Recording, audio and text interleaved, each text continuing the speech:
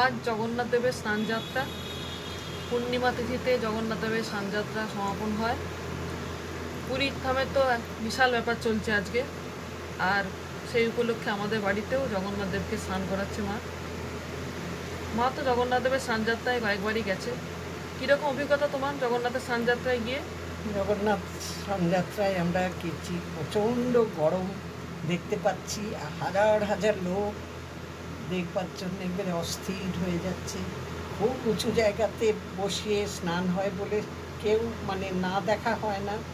আমরাও দেখলাম ওই ঘোড়া 108 ঘোড়া জগন্নাথের, সুভদ্রা সোনার ঘোড়া, সোনার 108 ঘোড়া জল জগন্নাথের, সুভদ্রা বলরামের কে স্নান করানো হয় এবং সেই জল সবাই নেয়ার জন্য ছটফট করে।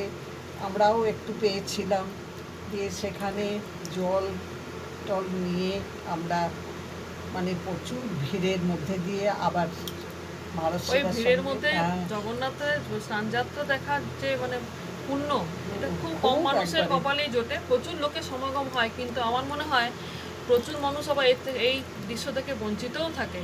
কারণ ওই ভিড় ঠেলে এগিয়ে যাওয়ার যে ভক্তি, যে ক্ষমতা দরকার, সেটা জগন্নাথ দেব কৃপা না করলে কখনোই সম্ভব হয় না।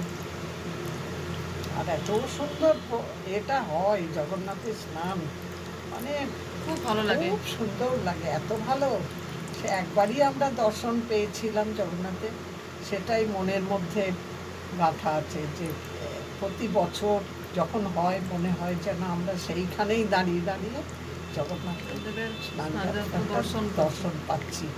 আমিও বাড়িতে ছোট জগন্নাথ নিয়ে এসেছি, সেই পুরীর থেকে আনা।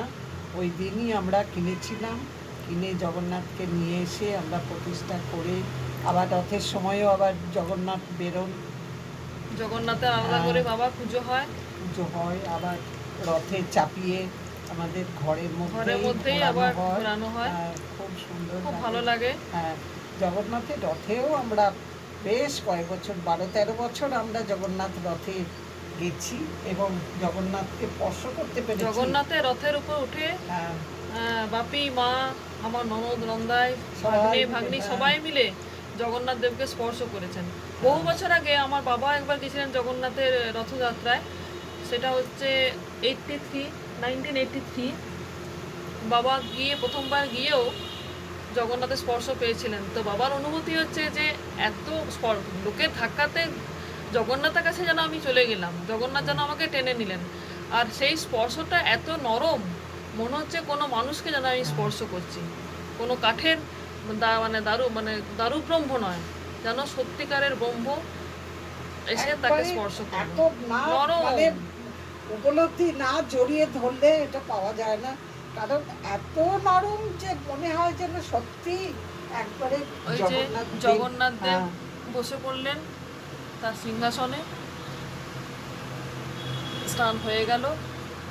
আর তারপর দেখো আমাদের গোপলু ছানারা আর জগন্নাথ দেবের স্নানযাত্রা বলে কত সুন্দর সুন্দর পোশাক পরে সেজেছে।